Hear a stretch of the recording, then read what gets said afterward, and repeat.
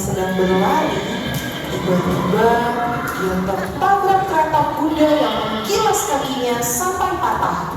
Aduh, aduh, aduh, kakiku sakit, tolong, aduh. Nametsan, kamu kenapa? Kakiku sakit, ya bisa gerak. Aduh, gimana nih? Tolong, aduh. Teman-teman, ayo kita tolong Nametsan. Ayo teman-teman, ayo. Ayo teman-teman. Ayo. Aduh, pelan-pelan, angkatnya pelan-pelan. Kakiku sakit. Akibat kecelakaan itu, Nametsan berada di tempat tidur berbulan-bulan dengan penderitaan dan pergumulan yang sangat berat. Hatiku sedih sekali, Mas. Aku sudah berbulan-bulan tidak bisa berjalan. Sabar ya nak, yakin Tuhan pasti menyembuhkanmu. Ya, Mas, tapi kapan ya aku bisa sembuh? Semuanya itu butuh proses nak, semuanya pasti butuh proses. Ma, aku berjanji jika Tuhan menyembuhkan aku, maka aku akan memberitakan ini kepada orang-orang yang dipercaya. Tuhan kiranya mendengar. Doain aku ya, doain aku jadi hamba Tuhan yang baik. Aku berangkat dulu ya, thank you, dadah. Setelah menjalani masa penempaan selama 4 tahun, akhirnya Nametsan lulus dan diwisudakan oleh ketua seminari setempat.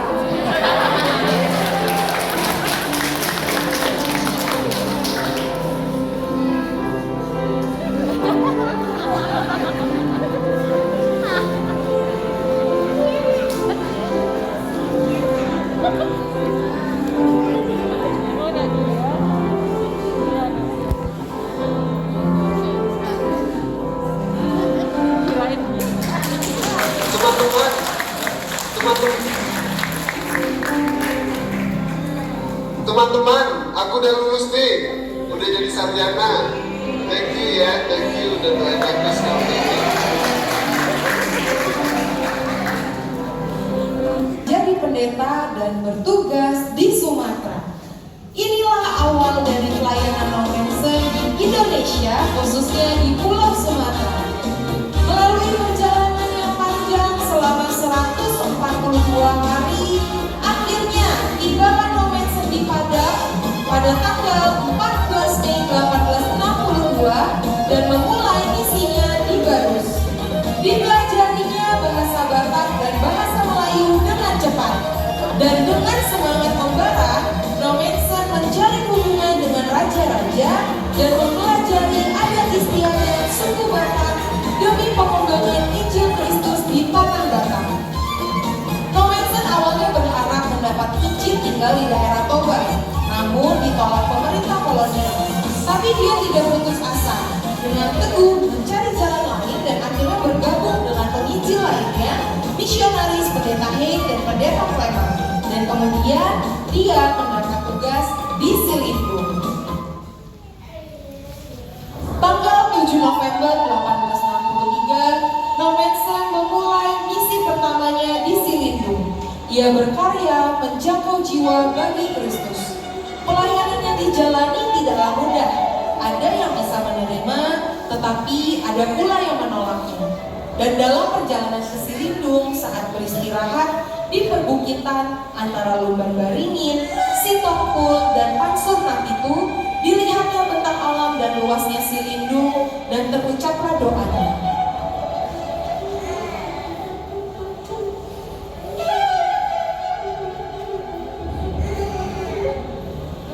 Mamulu manang mate peau, sandok di bangso onna hinok opo, maau mariana.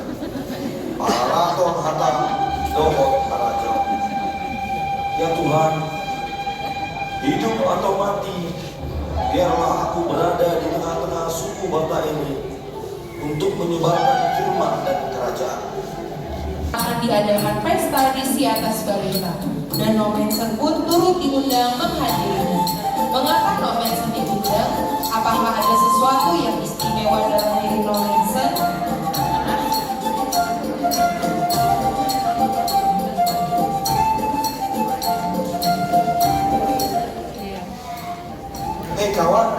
saya sengaja ngajak kita kumpul di sini untuk bicarain pesta kita di Siatas Barita itu. Ada hal penting apa kawan? Nah, aku ada usul. Gimana kalau kita undang si Nomensen itu ke acara kita? Betul itu. Kita undang dia di puncak acara di Ponai Setahulu, lalu kita bunuh dia.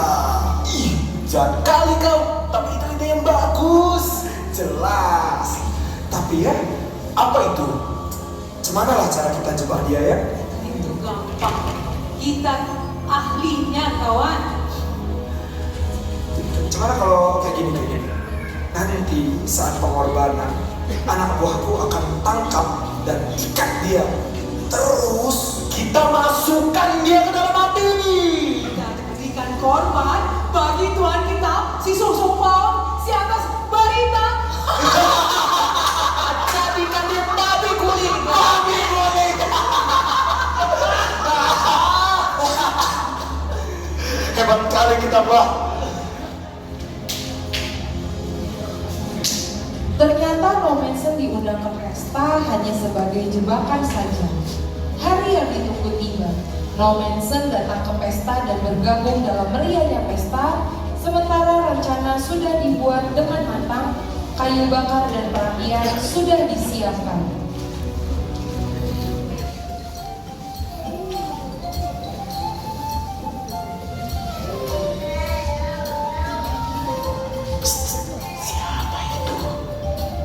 Halo, selamat malam.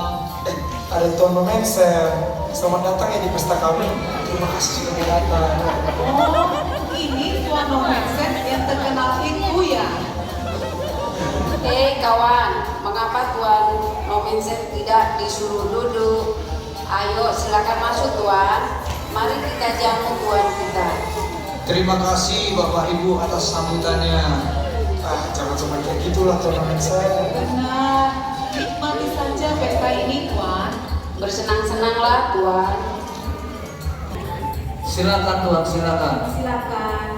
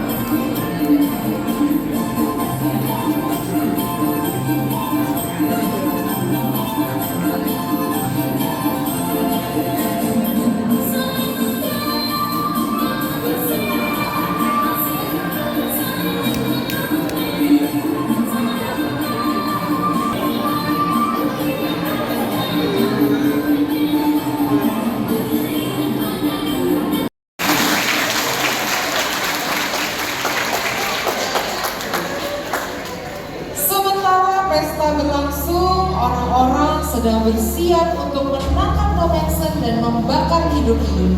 Sungguh satu perbuatan yang sangat licik dan tidak manusiawi. Namun tiba-tiba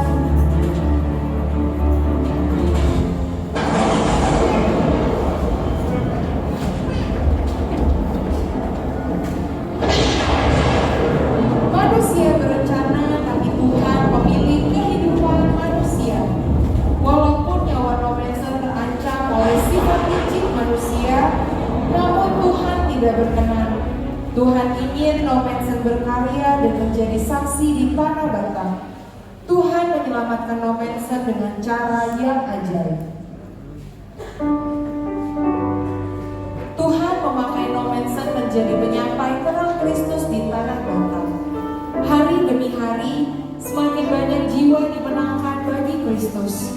Tidak hanya rakyat jelata, para raja pun ada yang dimenangkan bagi Kristus.